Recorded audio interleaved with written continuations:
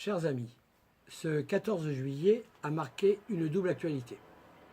Tout d'abord, notre fête nationale qui célèbre notre République et qui commémore deux événements. La prise de la Bastille, le 14 juillet 1789, symbole de la fin de la monarchie, et la fête de la Fédération du 14 juillet 1790, célébrant la nation et la Constitution de 1789. Également, ce triste anniversaire, l'anniversaire de l'attentat de Nice qui a touché de nombreuses familles et qui a fait 86 victimes. Je tiens aujourd'hui à leur rendre hommage et à exprimer aux familles mon chagrin et ma compassion.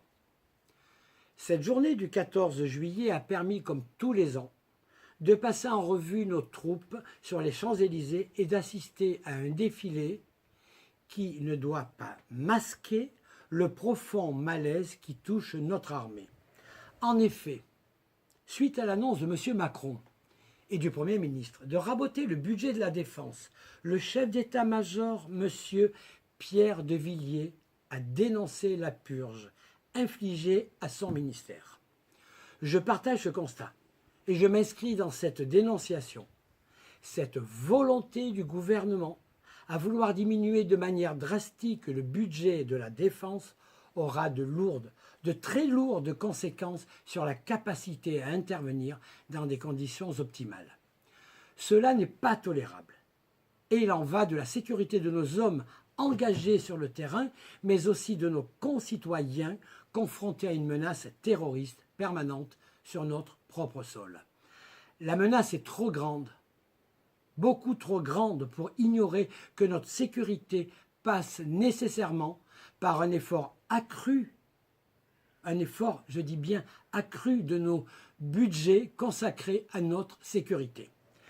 Solennellement, je demande donc au gouvernement de revenir sur sa décision et de porter à 2% du produit intérieur brut notre effort sur le budget de la défense. Notre indépendance est directement liée à notre effort financier et sanctuarisé. Notre budget militaire est indispensable pour préserver la sécurité de tous nos concitoyens. La parade de M. Macron aux Champs-Élysées en présence du président Trump ne peut masquer la folie de vouloir désarmer nos forces militaires.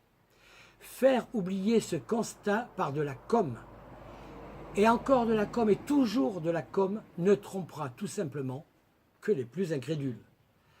Pour conclure, mes chers amis, je tiens donc, une fois de plus, à saluer ici le courage de Monsieur le chef d'état-major, Monsieur Pierre de Villiers, et au nom de Debout la France, je lui renouvelle mon soutien plein et entier.